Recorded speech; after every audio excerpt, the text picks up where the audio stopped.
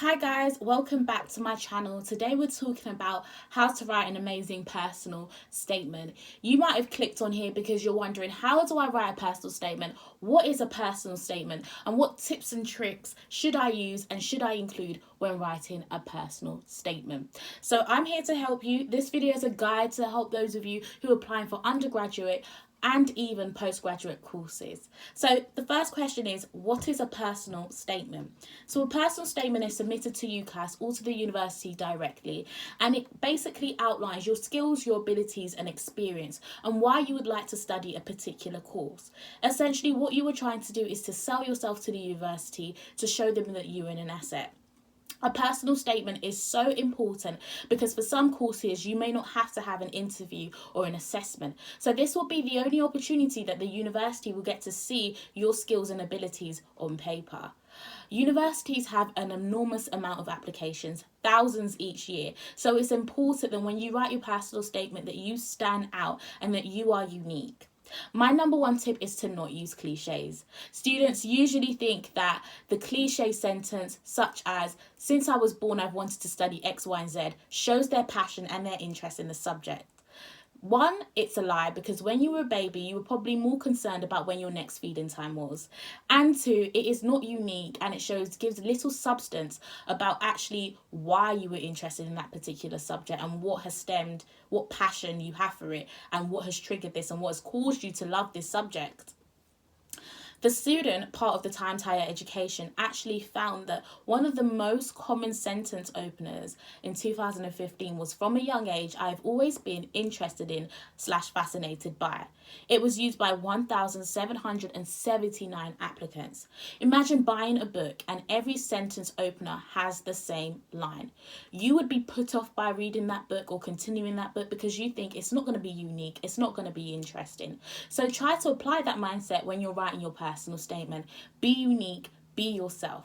So you may be wondering, okay, how do I start my personal statement if I can't use a cliche sentence opener or my safe kind of opening sentence? My tip would be just get to the point.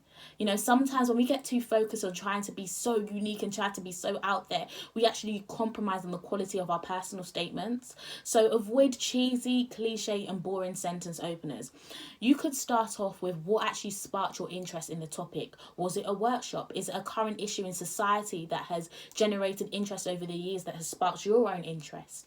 So for me, when I wrote my personal statement, I studied at the University of Birmingham for my undergraduate studies and I studied history and political science. My opening sentence was based about women's suffrage and the movement and how this has sparked my interest in historical and political movements and why this particular subject has inspired me to kind of pursue this at a higher and academic level.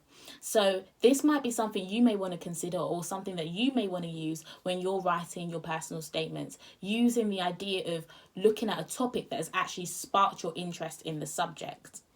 Now, if you're having difficulty with an opener, start writing other sections of your personal statement because they are just as important too. And what you might find is that you might actually get an idea of how you would like to start your personal statement by doing the other paragraphs.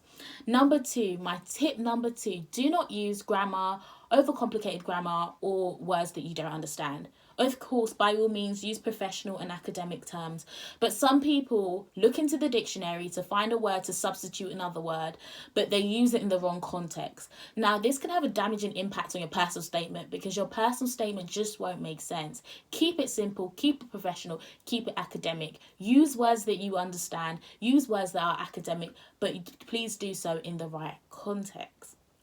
Tip number three. Now, this is the middle of your personal statement. It should be your skills and achievements. This is another important part of your personal statement because it demonstrates your skills, your abilities, how you've learned them and how they've developed over time. And you should relate this to how this would help you when studying your course. You may want to look on the university's website to see kind of the skills needed for the course. And you can draw on these when writing your personal statement. Achievements such as academic awards should be included. Don't be afraid to show that you are a dedicated and committed student, and you can do this through your academic awards.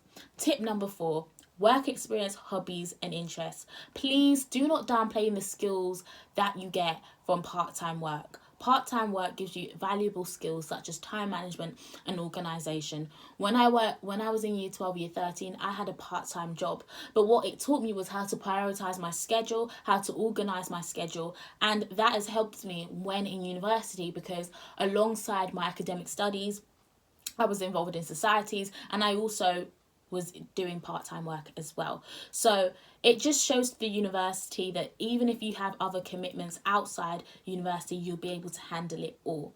Also, mention any work experience that you have undertaken as well that is related to the degree in the subject. It just shows that this interest has actually moved you to do something. It's moved you to gain more insight and to gain more knowledge about a potential sector that you'd like to work in, or about the opportunities that this course may provide or open up for you. Also, making reference to hobbies shows that you're also able to engage with the university culture at large, and that you would be an asset to the university, not only academically, but also socially as well. Now, I hope this short video has helped you on how to write a personal statement. If you guys have any questions or you'd like me to explain anything further, you can actually message me on my Instagram page, which I will leave below in the description box. But yeah, please guys, stay tuned for the university series. It's going to cover a range of topics, and I hope that they will help you, and I hope that they will make you be the best candidate, the best student that you can possibly be. Okay then guys, see ya.